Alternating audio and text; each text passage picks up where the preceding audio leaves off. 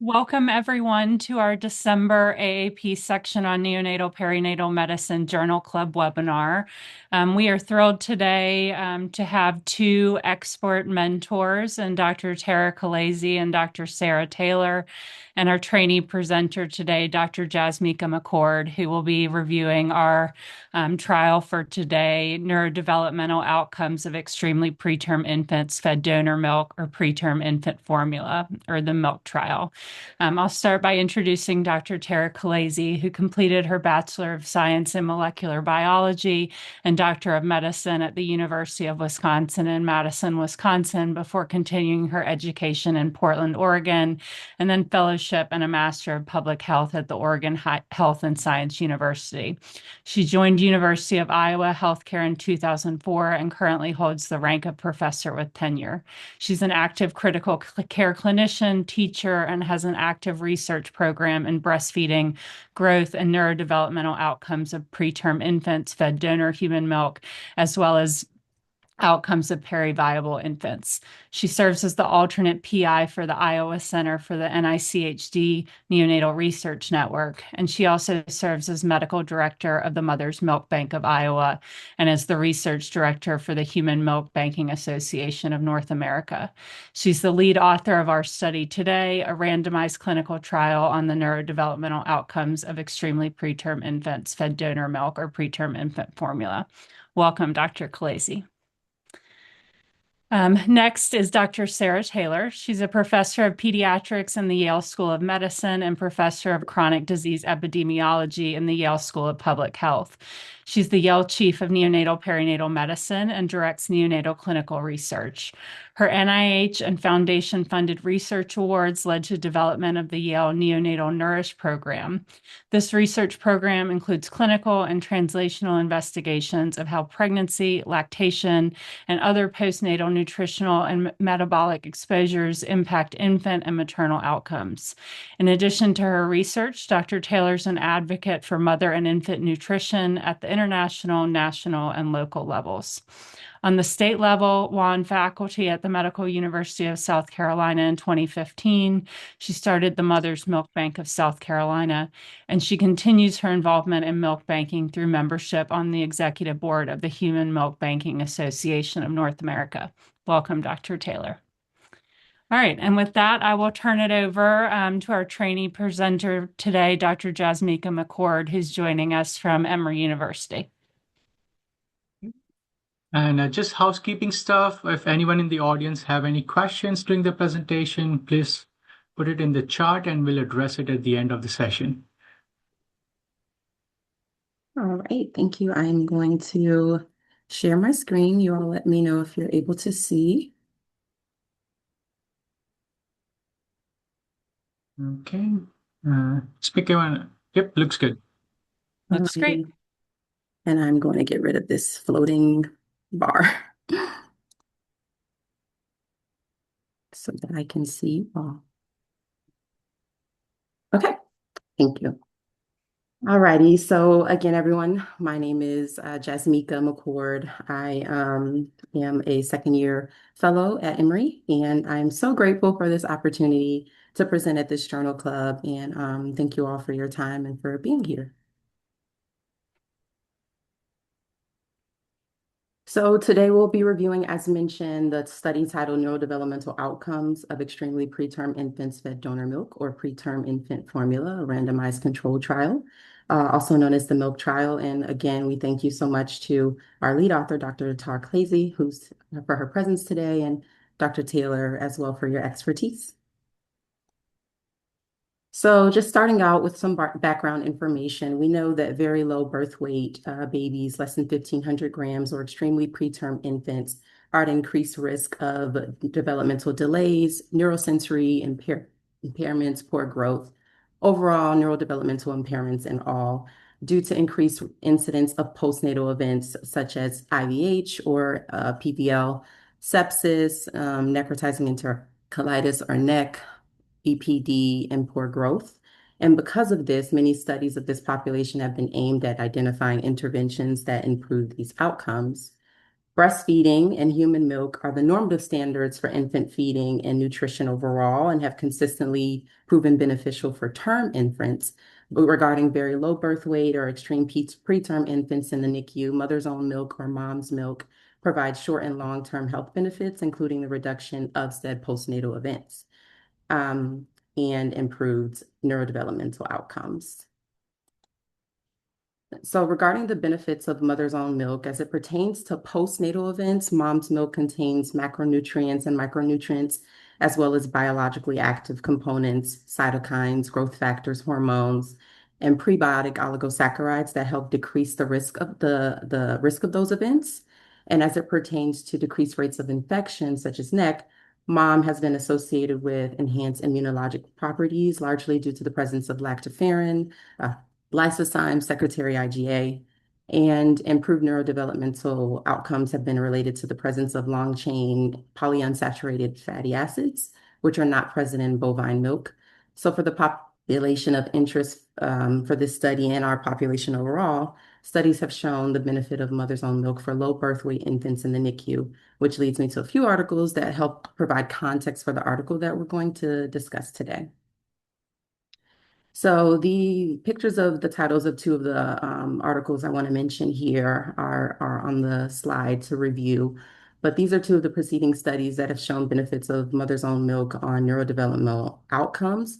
The first study was a 2006 study that sought to identify the rate of breast milk ingestion in the NICU in a cohort of extremely low birth weight infants and to assess the relationship of breast milk ingestion with development and behavioral test scores, and then rehospitalization after discharge from the NICU. In this study, the nutritional data for over 1,000 very low birth weight infants enrolled in the National Institute of Child Health and Human Development glutamine trial was collected, and neurodevelopmental and growth outcomes at 18 to 22 months corrected age were assessed using the Bayley Mental Development Index. Sorry, didn't need to do that. And the Bayley Scales of Infant and Toddler Development is an extensive developmental tool used to assess developmental delays in early childhood. So Boer et al., the authors of the study, demonstrated a dose-dependent relationship between breast milk intake for extremely low birth weight infants, specifically for every 10 ml per kg per day increase in breast milk intake, there was an associated increase in the Bayley Mental Development Index of 0.53 at 18 months corrected age. And the persistence of those results was observed at 30 months corrected age in the follow-up study that you see listed there. So considering these very crucial beneficial effects of mom's milk, the AAP now recommends pasteurized donor human milk when a mother's milk is not available or is contraindicated, with the presumption that donor's milk would be superior to formula. Jasmeka and Dr. Colaizy I have had a just a question. very quick thing to mention. Oh, I'm so sorry. Those two studies were the reason why we did the milk trial. And one thing that I'm sure you know, but I always point out when I talk about these is that among the babies in the glutamine trial, less than 30% of them got any human milk when they went home. So it was primarily an in-hospital intervention, which is why we thought that it was particularly a good a reason to study donor milk, because we wouldn't be able to provide breast milk to babies when they went home if their mothers were not lactating. But this, even when you took out the babies that had gotten additional breast milk after discharge, the effect stayed the same. And so, it really seemed like this one little 3-month period of life, you could measure things 30 months later, which was pretty cool. Thank you so much for that insight. It's an important comment. And, just understanding kind of what donor human milk is, because we talked a lot about the benefits of mother's milk. So we need to understand kind of how donor milk either creates those same benefits or is different. So donor milk is human milk that's from a screened and approved donor used for infants when a mother can't provide her own milk. And guidelines, I'm saying her, but we should be, inclusive. But guidelines for donor's milk include completion of a health screen, blood serologic testing, detailed instructions on collecting, storing, shipping milk, And then a human milk bank then collects that milk, pasteurizes it, and distributes it for use. So one of the common pasteurization process involves heating the milk to 62.5 degrees Celsius for 30 minutes, followed by rapid cooling. And this process of clearing potential contaminants is beneficial in that sense. However, it's at the expense of the bioactive components of human milk, including lactoferrin and immunoglobulins. So this process destroys cells and affects macronutrients and anti-inflammatory factors. So it's important to note that donated milk contains a lower concentration of energy, protein, fatty acids, and other nutrients compared to mother's own milk, due to the fact that the donations usually comes from mothers who deliver a healthy term infant and several weeks or months after delivery, once they've accrued a surplus of milk supply, of pumped milk. So when provided as an exclusive diet or in combination with the mother's own milk feeding, pasteurized donor milk is protective against NECT, but does not appear to confer the additional health benefits that have been reported with mom's own milk, such as reduction in late onset sepsis or improvements in neurodevelopment, which we'll talk about. So just wanted to mention that. And given the observed benefits of mom's milk, this study tested the hypothesis that the use of donor milk compared with formula in extremely preterm infants who received no or minimal maternal milk during hospitalization would result in better neurodevelopmental outcomes. Now, now that we've laid the foundation of benefits of mother's milk and how that's important and the purpose of donor milk, it's important to discuss donor milk in comparison to formula, which is essentially the crux of our discussion today. So it's important to note the timeline involved, as the studies mentioned were conducted like in the early 2010s, and the information that we had at that time is a little different than the information that we have right now. So this table here generated from the Domino paper, but based on the Quigley systematic review on the effects of formula versus donor milk, shows the primary outcomes of commonly known studies prior to the milk trial, which were largely based on a primary outcome of growth and some with neurodevelopmental differences, but mostly growth when comparing preterm formula and donor milk. And a lot of them, these here listed, were published in the 70s and 80s. But specifically the Domino or the donor milk for improved neurodevelopmental outcome study by Unger et al. Was registered in 2010, completed in 2012, and then published in 2016. That study hypothesized that very low birth weight infants fed pasteurized donor milk compared to preterm formula as a supplement for mom's own milk for 90 days or until hospital discharge, whichever came first, would have improved cognitive outcomes as measured at 18 months corrected age on the Bayley score. So at the study's completion, they found no statistically significant differences in the mean Bayley cognitive composite scores between the donor and formula group.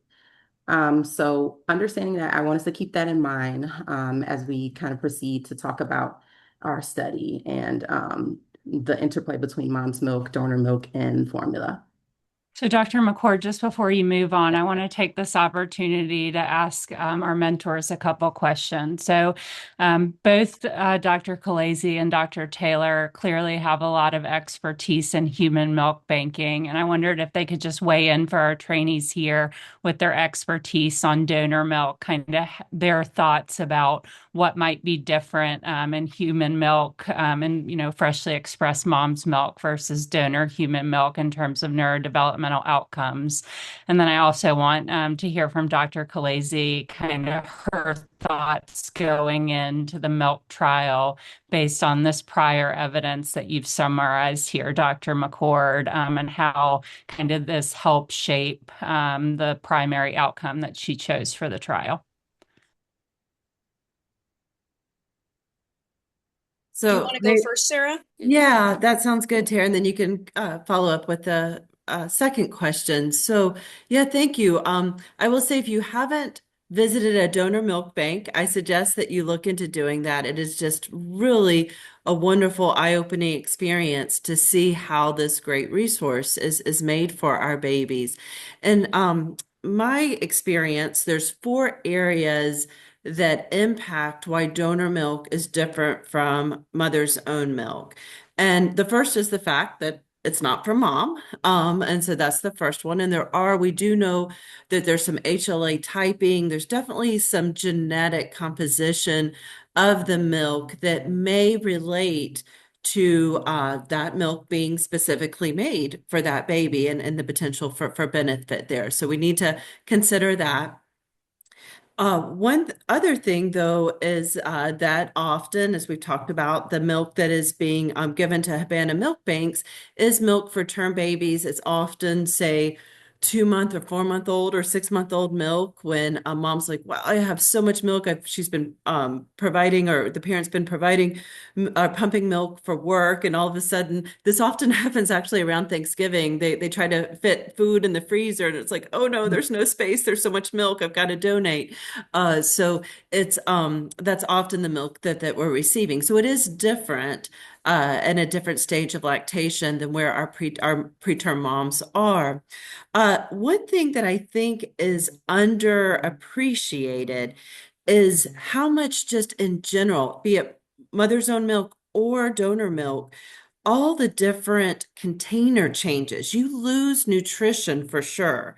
And you also lose some bioactivity with the freezing and such. So part of what is lost in donor milk is the fact that this milk has been pumped and then frozen. And then in the milk bank, it goes through at least 2, if not 3 containers in the process of mixing the milk and then pouring it into the containers for process for going into the pasteurizer. So part of the loss of nutrition and bioactives, especially the nutrition in the milk, is not so much the pasteurizer and the Holder pasteurization, but the numerous container changes where you just see that fat just sitting on the sides of the container that's left behind. And then, yes, third is the pasteurization. It's going to inactivate all enzymes. It's, that's just part of how enzymes work. They're heat labile, and we're going above that energy, so they're all inactivated. It's going to, it needs to kill bacteria, so it's going to kill anything that is live there. And then it also does have some impact on other bioactives. So those are really the 4 ways that I see that donor milk is going to be different from mother's own milk. And yeah, the container thing, I think I agree, Sarah, is really underappreciated. And Ting Ting Fu in Cincinnati is doing some work on trying to determine how that affects things for our own mom's milk, like our NICU mom's milk too, because I have a feel there's no published best practices for how many container stuff should go through, and it's really variable. But anyway, for looking at this, at when the trial was designed, Domino had not been done. I didn't know Debbie O'Connor or Sharon Unger. We started recruiting in 2013, 2013, and we presented them at the same time at PAS. It took me a while longer to get my paper done, which is just probably mostly on me, but it was the obvious way to study it. And I feel like before that, when I was looking at it, I was looking at like the Richard Chandler's very small trial from 1999. And these other ones. And I was thinking, boy, our formula is a lot different than it was in the 70s and 80s. I was around in the 70s and 80s, so I can feel like I know when that was. And even our donor milk a lot of these papers are actually British, and the processing was different. It's a long time ago. The babies are way bigger. These are all like, some of these are up to 36 weeks. And so I really felt like there was, there really wasn't any evidence. And interestingly, in 2012 is when the first time the AAP section on breastfeeding medicine and section on nutrition and maybe coffin as well made the first recommendation for donor milk to be used. There was no evidence. I mean, the evidence was these trials you see in front of you. So that was made basically based on a expert opinion, which is okay, but I felt like we could maybe get some more information. And because the NRN, we have such a large population, I felt like we could find, the even more rare thing, luckily, which is the baby whose parent doesn't make a lot of milk or doesn't make any milk, which luckily is rare these days. But we felt like having a bunch of 10,000 babies to start with, we could find some babies like that. Can I just mention one thing? Because I think it fits really nicely with the epidemiology of all of this. Rich Chandler had published a study, I think it was 2005, where he looked at compared donor milk Yep, and that's formula. what I'm thinking of. Yeah.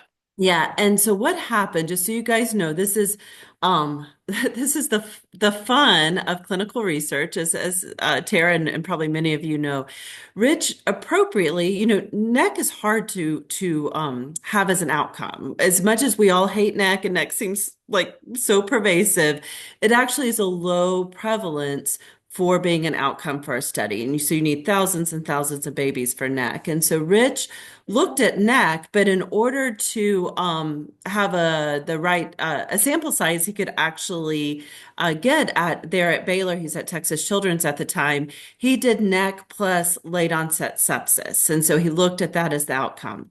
Well, at the time he was doing that study, we were all working diligently to decrease late onset sepsis, and so his late onset sepsis rate ended up being so much lower in the study than what he had predicted it would be. And so it ended up being a negative study. There was no significant difference in the outcome of NEC with donor milk and formula.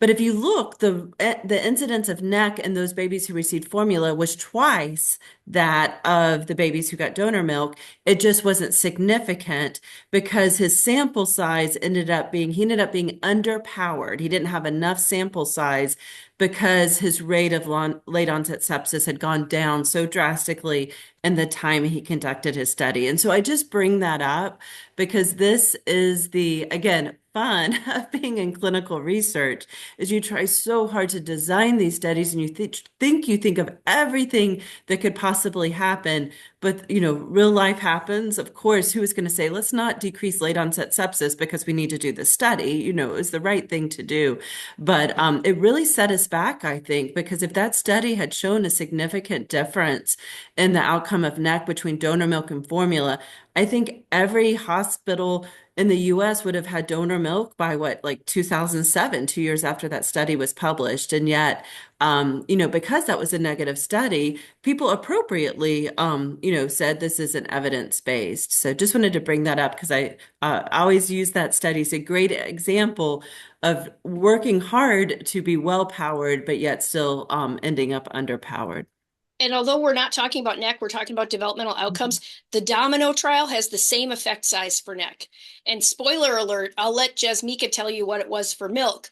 But there's another epidemiologic principle of like consistency across studies. So if the effect size is consistent across many studies, that's another piece of evidence that suggests reproducibility is a very good thing. So just putting that out there to look at what the effect sizes are for NEC or for the developmental test score differences too in the different studies, because it's actually pretty consistent in this area, which isn't always true. But sorry, go ahead, Jasmeka. No, this is lovely. Thank you all so much. A lot of points that we were going to discuss. So happy to have y'all's feedback. Thank you. Is my slide advanced? No, there we go. Okay. So that brings us to talking about our study today in the study design. So in the milk trial, the PICO or PEACOT question that we were asking was among extremely preterm infants fed minimal maternal milk, does feeding of donor human milk compared with preterm formula during the birth hospitalization result in improved neurodevelopmental outcomes at 22 to 26 months corrected age? So in terms of recruitment and criteria for inclusion and exclusion, infants were included in this study if they were younger than 29 weeks and 0 days gestation or with a birth weight of less than a kilo, admitted to NRN centers before 7 days of age. So for anyone who doesn't know, the NRN is pretty much a group of academic medical centers selected to conduct observational interventional studies in neonates. So These babies were eligible for enrollment if, number one, the infant's birthing parent never initiated lactation. Number two, if lactation was initiated, but there was cessation of lactation, of expression of milk prior to 21 days.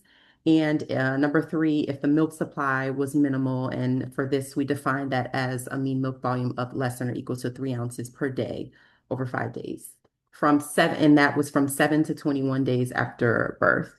And for exclusion criteria, I have listed here the uh, exclusion criteria. So for chromosomal anomalies, congenital heart defects, disorders known to affect eating, intrauterine infections, prior neck or SIP, and terminal illness, which we'll talk about in a little. So in terms of the study design, so this was a pragmatic, double-blind, randomized controls trial. A pragmatic study design evaluates the effectiveness of interventions in real-life routine practice conditions rather than highly controlled conditions. So these studies have a more broad eligibility criteria, typically with more patient-centered outcomes. It was blinded in that the investigators, medical teams, outcome examiners, and the parents were all blinded to the diet intervention that the baby was receiving. And the study was completed again within 15 centers within the NRN.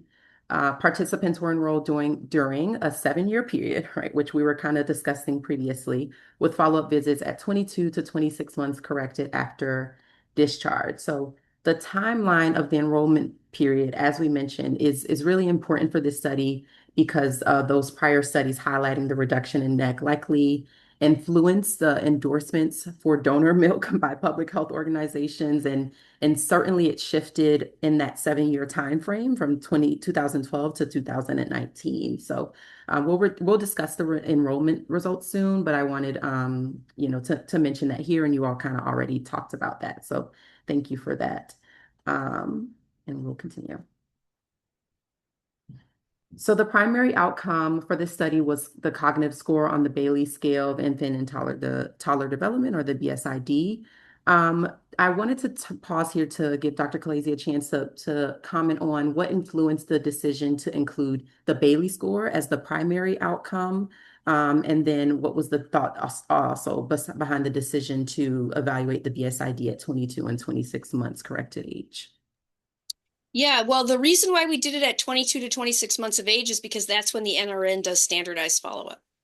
So the NRN used to do standardized follow-up between 18 and 20 months, but we realized that, like, especially as more smaller and younger babies were being surviving, that lack of walking at age 18 months corrected is not that, may not represent the same thing that it represents at an older age. So we moved the whole thing about 2 years before this study started to 22 to 26 months. So in NRN centers, every baby born at this time, it would have been before 20, at least I think 28 and 0/7 gets a very comprehensive Bayley exam that's done at research quality already.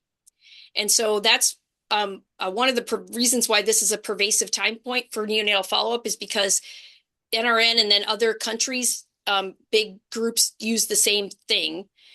So that's why that was. And why I chose to use the cognitive score is that a lot of times studies in extreme preemies will use a composite outcome that's a categorical outcome that includes death. Yes. And so I kind of figured that you don't need to die. You don't need to prevent death to show that there might be benefits for donor milk for development, because we know that, like, even an additional 5 points on the Bayley, which is the effect size that we had powered for, results in maybe like 2 IQ points, and over a population that can decrease the likelihood of kids needing, extra educational interventions or things like that. And I used the cognitive score on a continuous, instead of just saying like less than 70, less than 85, which we often use and which are secondary outcomes, because I feel like you don't have to prevent somebody from being severely disabled to improve their life. So, if say this was different and the study turned out differently, and there was 5 more Bayley points, but it was from 90 to 95, I think that's equally valid as the fact that you just avoided them having a really bad score. And so that's why it was used on a continuous basis rather than as that with the categorical cutoffs as the primary outcome. I did make one mistake in this that I would like to point out, because if I had one thing to do different, I would do this, which is I didn't want to exclude the kids that died. So we thought about how to include them. So we assigned them all the lowest possible Bailey score, which is 54. And because we thought, well, that would note that that's a worse outcome than the lowest Bailey score. But that made our babies look dumber than they were. So that infographic, that JAMA infographic, every time I look at it, I just go like this, because if you take out the kids that died, it looks way better and it more accurately represents our kids. But anyway, that's what I've got to say about that. That's helpful. I have a lot of thoughts on that, particularly how families feel about the differences between those values, which we'll talk about hopefully. But so thank you for sharing that. So a lot of secondary outcomes that were included in this study. Some of them are listed here. I won't go through each of them, but I'll just mention because they'll come up in some, that being growth that was measured during the intervention, late onset sepsis, as we mentioned, necrotizing enterocolitis and death. So I don't want to get too into the weeds of the diets themselves, but I do want us to understand how the infants were randomized into into the sole diet studies and then the mixed diet groups, excuse me.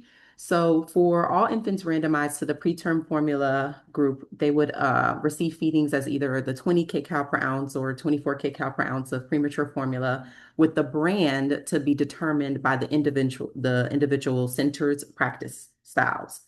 That diet was referred to as the step 1 study diet. And then all infants advanced to the step 2 study diet by the treatment team, whenever they would typically add human milk fortifier to a known human milk diet. And then in the centers that chose to use a 20 kcal per ounce preparation for step 1, the step 2 diet would be the 24 kcal per ounce preterm formulas. And then those that use the 24, they could fortify with a higher protein 24 kcal ounce preparation.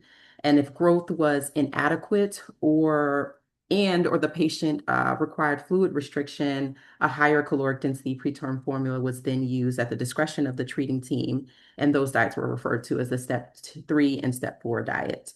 We had the center that had the most steps had 16 steps. Wow. And I have all the recipes, but wow. Yeah. Yeah. And then speaking of the recipes, the diet steps weren't standardized across centers, but within the centers they were. And then similarly in the donor milk group, all infants receiving donor human milk from birth would initially receive unfortified donor human milk as the step 1 diet. And then they were advanced to step 2 diet at the time that the treatment team would typically add the fortifier. And then the step 2 diet included the fortification of all donor milk to 24 kcal with commercial human milk fortifier, with the centers choosing their products again. And then the minimal target protein intake for infants in the step 2 diet was 4 grams per kilogram per day. Donor milk was considered to have 0.8 to 0.9. I think a lot of people use around 1 of protein for all grams per deciliter of protein for all protein calculations. And then again, similarly, using higher steps if required by the treatment team. So the sole diet groups consisted of infants being assigned primarily to a base diet of donor milk versus formula. But further division of the maternal milk subgroups included those infants who received that minimal maternal milk that we talked about in the amount of less than 3 ounces per day, were instructed to receive supplementation with preterm formula or donor milk. So minimal moms plus preterm or minimal moms plus donor milk. And then the infants in the no mom subgroup received the study diet for all feedings from randomization to hospital discharge, death, or 120 days of age, whichever came first. The infants in the minimal mom subgroup received any minimal maternal milk available and the study diet for the remainder of the feedings from randomization through the status checks. So only the base diet again was standardized. So the feeding initiation, the nutrient fortification practices, the advancement protocols were not standardized amongst the groups. Could we, I want to ask about the decision to allow participants to be randomized if they had already seen the 3 ounces of mom's milk for up to 21 days. I'm thinking it has to do with the pragmatic design kind of the study, but wanted to give you the opportunity to comment on that as well. Yeah, I mean, it's very hard to be able to, I mean, we would never withhold mother's milk from any baby. Any amount of a parent's milk is something that the baby needs to have and, justice-wise deserves to have.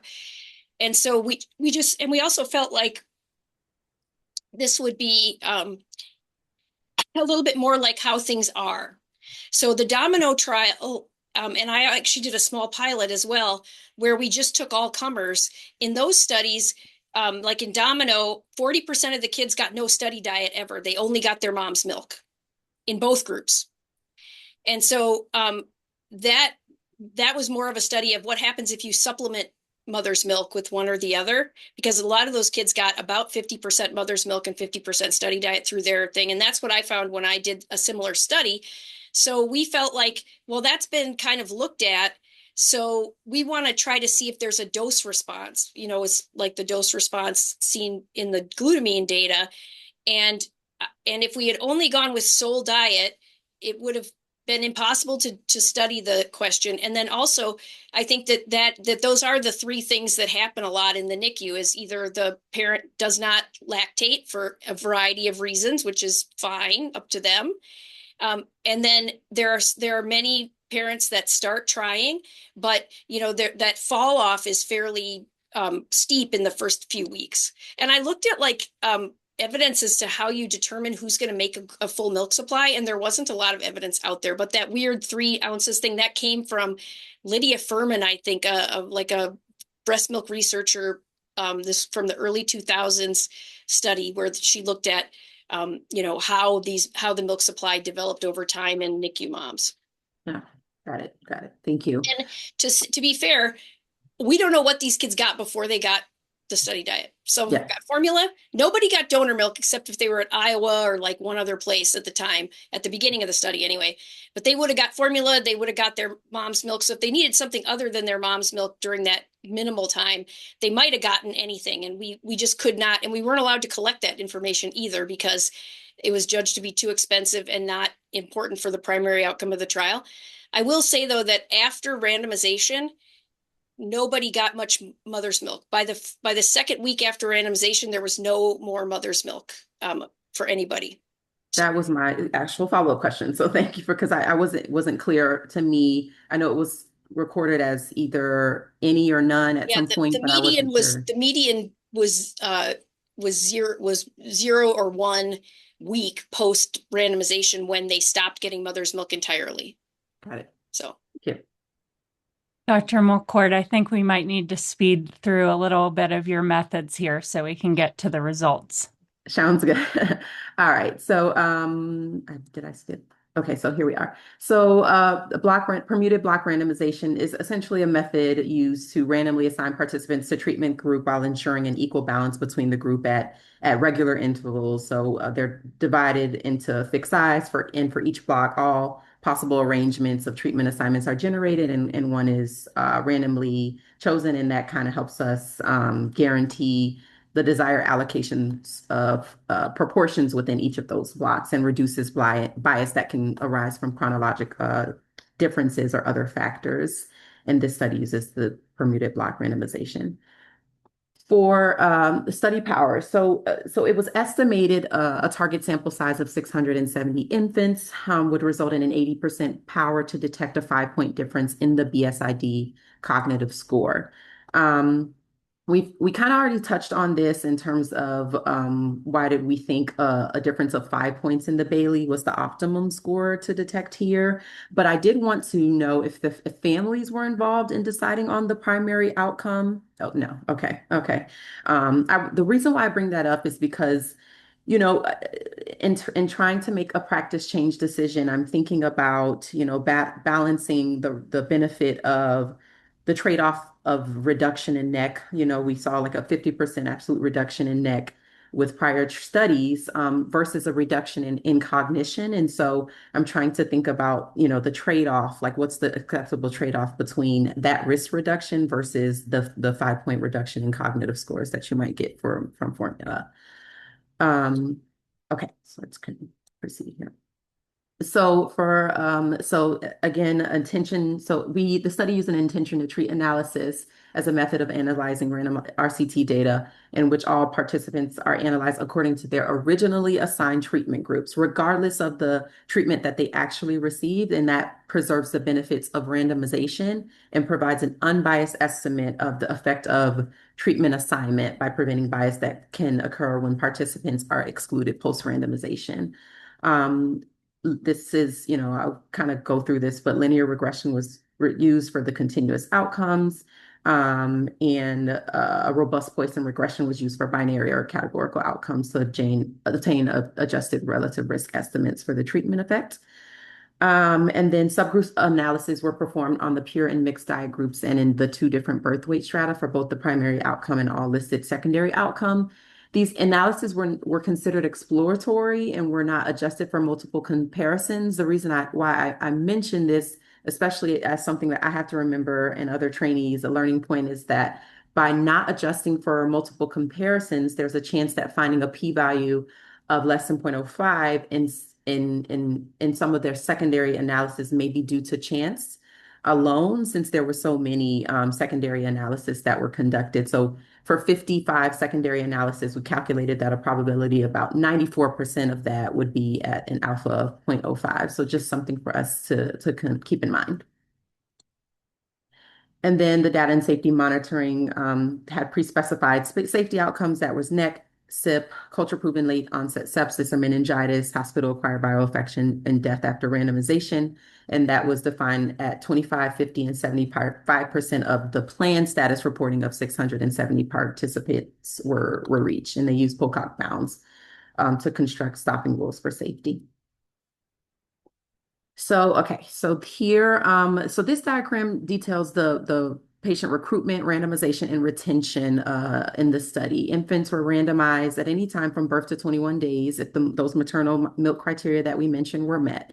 So of a little over 8,000 that met eligibility criteria of this study, only 483 participants were recruited. And you can see in the right side of the chart that about 7, a lot were excluded, mostly because of maternal milk sufficiency, which is great.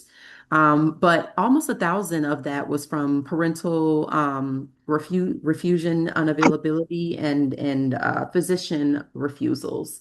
And so that's more than twice actually of that were recruited. So it's a significant amount. And there were quite a few infants that met exclusion criteria. And I wonder, Dr. Colaizy, do you have insight on what the predominant excluding factor was? I don't know if I'm thinking about intrauterine infection and the generalizability of that. So I wanted your comment on. A lot of it was actually terminal illness.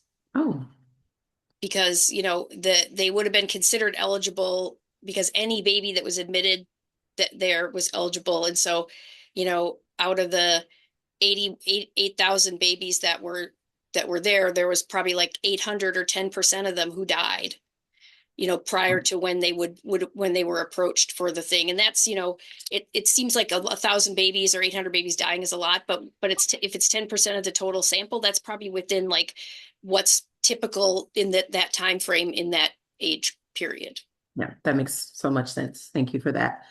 So again, 483 randomized, nearly equal in terms of the groups from donor to preterm formula. I would say it was, about 10% lost to follow-up in both groups, which isn't bad, I don't think.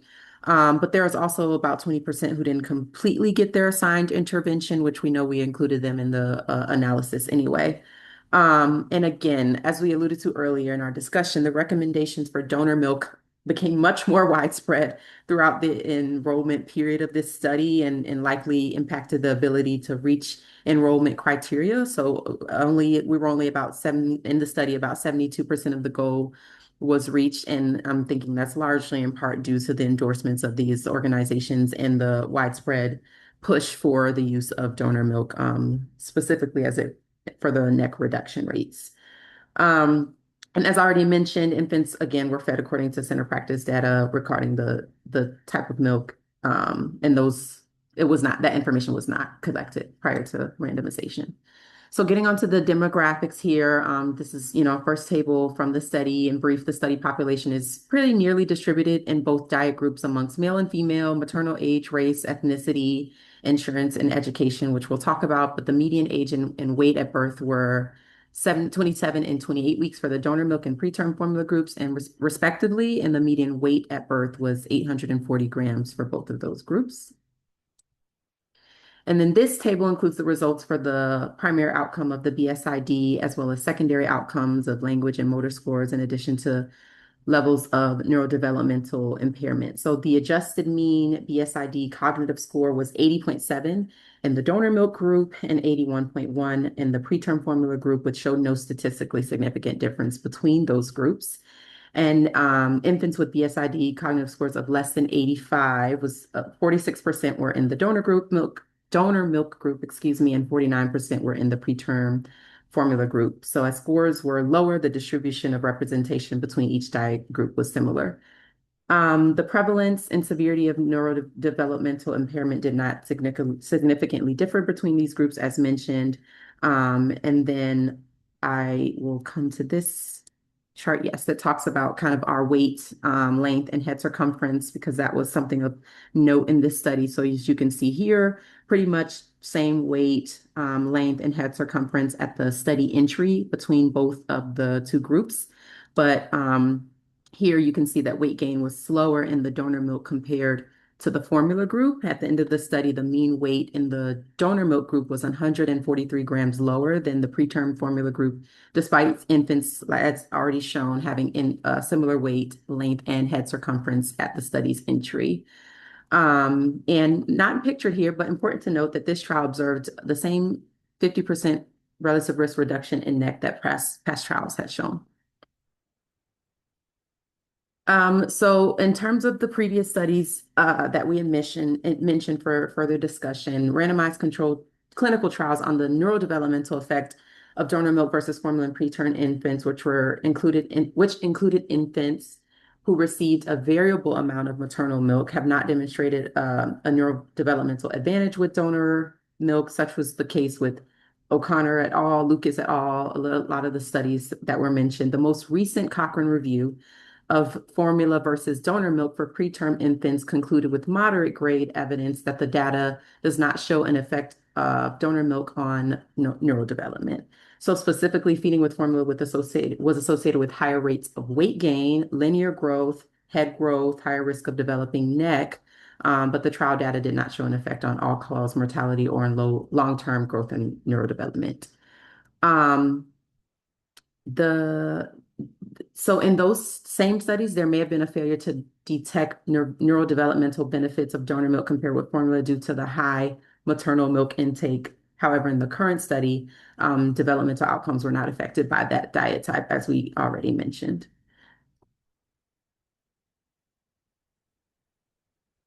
So in terms of generalizability based on demographics, I thought it was helpful that and nice that marginalized patients were represented in this study, but it's important to note that limited maternal education, the use of public insurance, identification of the birthing parent as Black may limit generalizability of this study, as it heavily includes patient populations that are disproportionately linked to worse health outcomes.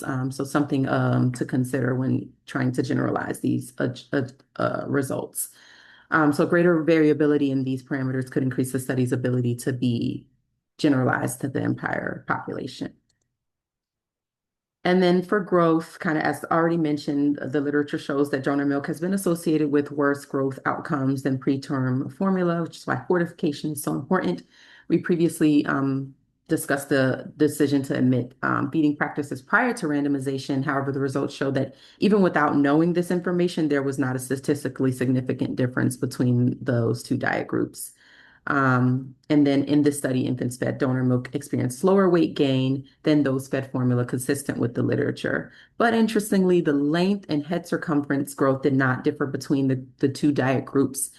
Dr. Colaizy, do you know if the centers had to guarantee their measures were accurate, like Yeah. with the use of, yes, okay. I wrote a 2-page protocol on how to measure somebody's height. Yes, good. They had to do it. Research personnel did it. It's a 2-person job. They did it with length boards. We had Great. like a standardized tape measure for the head thing. We tried to Yes, do the best we could. yes, And lovely. we did them every week to 2 weeks, depending on how sick the kid was. So Great. Oops, sorry. Yes. So in terms of any further comments on that before I kind of go through the strengths and limitations and the next steps for the study, Dr. Taylor or Yeah, Dr. I'll just mention, if you look at the older literature, I think it was like a 2012 Cochrane meta-analysis that had some studies. Some studies were unfortified donor milk compared to formula, and others were fortified donor milk compared to formula. But if you read the discussion of that Cochrane, they raise concern that there's worse neurodevelopment with donor milk compared to formula. And so I think that's important. And, as we think about growth, of course, you all, I'm sure, know the numerous studies relating higher growth measures, growth velocity, relating positively to neurodevelopment. So to me, a big part of this is that that neurodevelopment is not worse with donor milk. I know a lot of us, think of the study as, oh, we wish the donor milk was associated with better neurodevelopment, but we really need to, I think we talk about how many of us, or really all of us, are using donor milk to decrease NEC, how fortunate that donor milk isn't related to worse neurodevelopment, because Tarah kind of mentioned this. Then we'd have to be talking to families, or maybe you did, Jasmeka. I apologize if it was you. We'd have to be talking with families. Do you want to avoid NEC or do you want to optimize neurodevelopment? Thank goodness we're not having to have that conversation. Yeah, yes, absolutely. So in terms of the strengths for the study, double-blind randomized control trials, they remain the highest form of causal inference, right? It allows us to estimate a true causal effect of intervention as an outcome.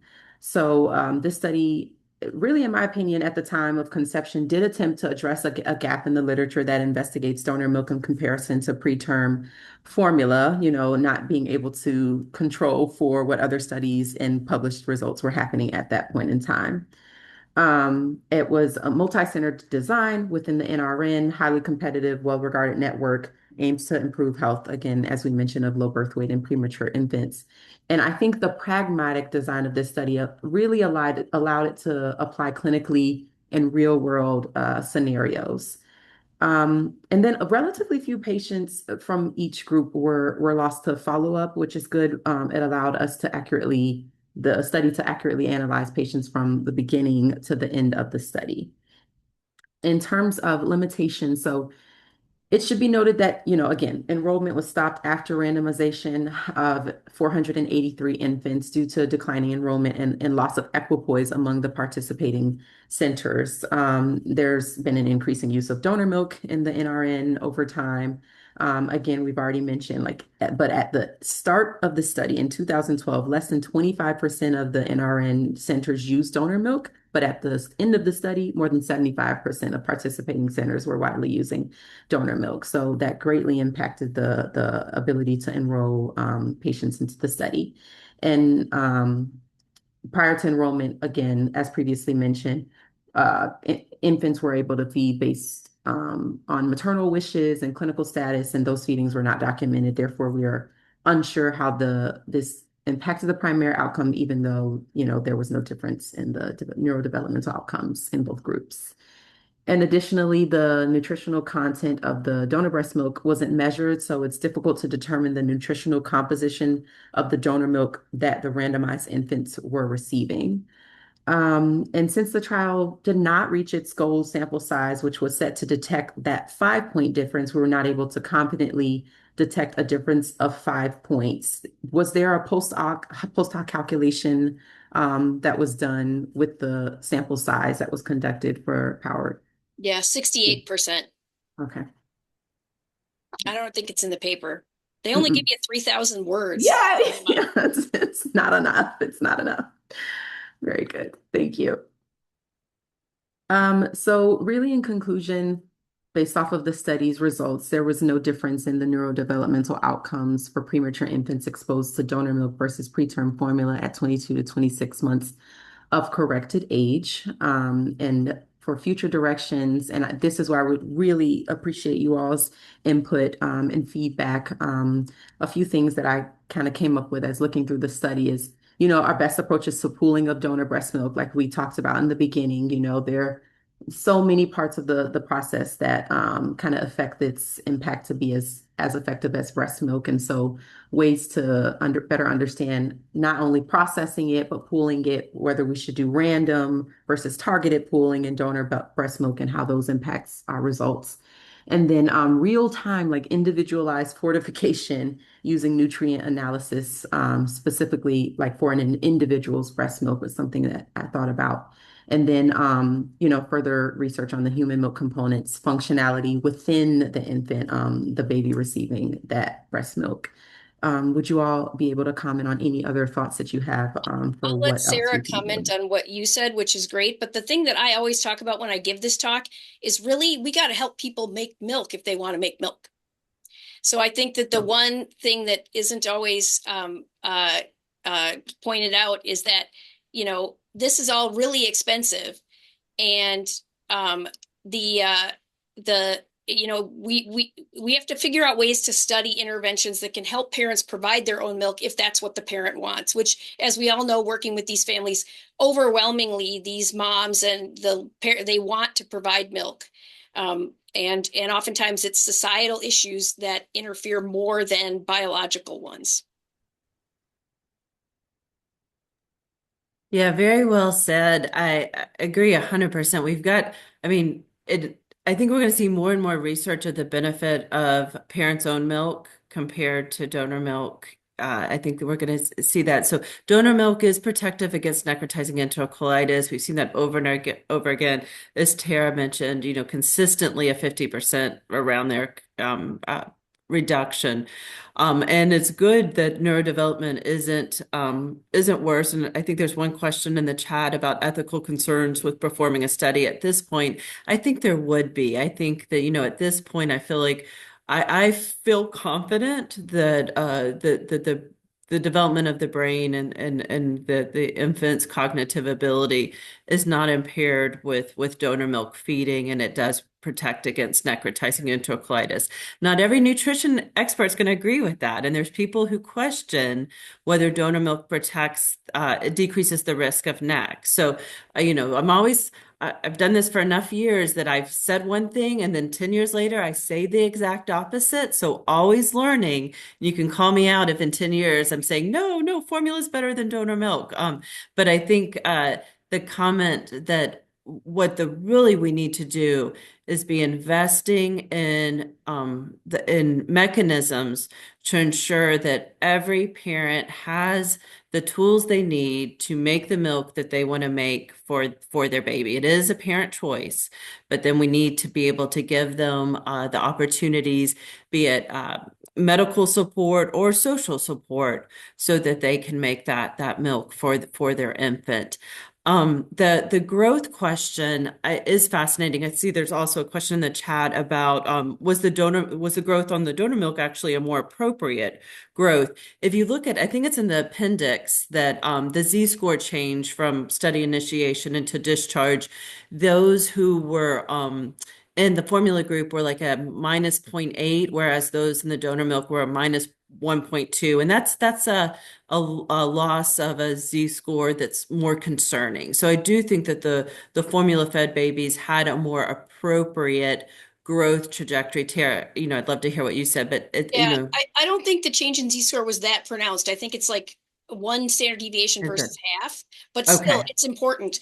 I do note that, like, we all quote the Aaron Krantz paper about poor growth and bad neurodevelopmental outcomes, and something like 80% of the kids were below the 10th percentile at 36 weeks, and we're arguing about like 140 grams. I'm not saying it's not important, because I think we got to do the very best we can, but I do feel like in my 20 years of doing this, and Tarah probably we're about the same like age and everything, that it really has gotten better as far as the way we provide donor milk nutrition, and the way we think about it, I think, is getting better, and it'll continue.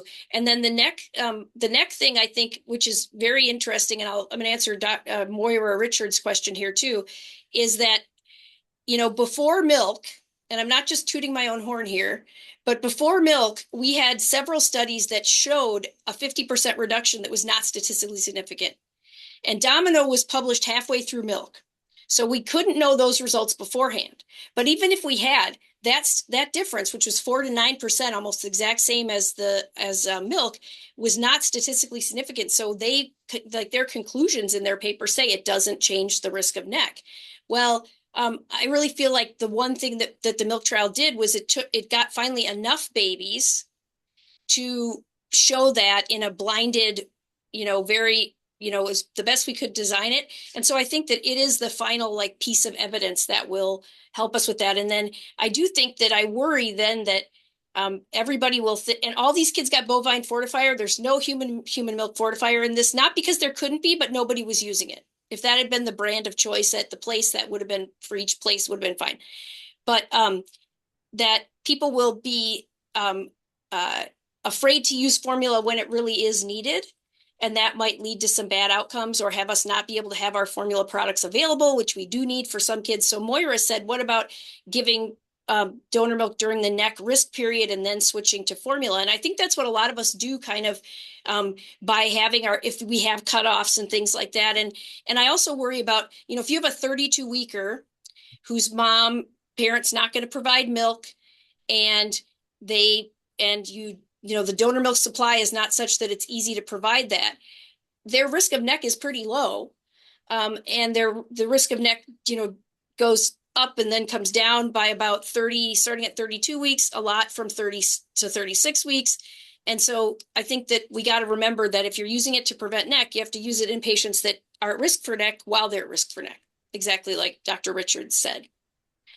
So we change at 36 weeks at Iowa, which I think is a little bit late. And I think a lot of places, I've done a lot of talks. It seems like it's around 32 to 36 weeks, somewhere in there is where most places will, their protocol would say to transition to a formula that's appropriate. Yeah. Thank And you. go ahead, Denise. No, go ahead, Dr. Taylor. Yeah, I'll just add really quickly to that. I do think that our current human milk fortifiers may they overestimate the true protein in donor human milk. So as was mentioned, I think the true protein, there's some beautiful studies coming out from Marion Perrin, who looked at donor milk all over the world and really found that it's probably a 0.8 grams per deciliter. And so we just need to be mindful of that when you're fortifying. I don't know that we need to be doing bedside analysis for everyone, but I think we need to be mindful that our assumptions, most of our equations are based on assumption that it's 1 gram per deciliter, and it's probably 0.8. Now, interestingly, though, you think of protein as relating to lean mass and length being the surrogate, the biomarker for lean mass, and there was no difference in length. So this is a wonderful area of research. I know Ting Ting Foods did some nice work adding extra protein, fortifying with some extra protein to donor milk. This is a great area for us to both to identify how nutrition relates to growth, of course, how growth relates to neurodevelopment, and then really work with companies to design fortifiers that are ideal for mixing with donor human milk. Great. Well, thank you both for your expertise today. I've shared the results of our polls asking about what gestational age donor human milk is routinely offered in the NICU of our attendees today. Looks like about a third offer for less than 32 weeks, 21% offer less than 35 weeks, and about 40% offer to all infants, including term infants. And then we have about a 50-50 split for whether this study has changed how participants counsel parents about neurodevelopmental outcomes with regards to providing maternal milk versus donor milk versus formula. So excellent job with your presentation, Dr. McCord, Dr. Colaizy, and Dr. Taylor. Wonderful to hear from you both. I learned a lot today, and thank you to all our trainees and neonatologists for attending. And we look forward to seeing you all after the holidays, and Happy New Year.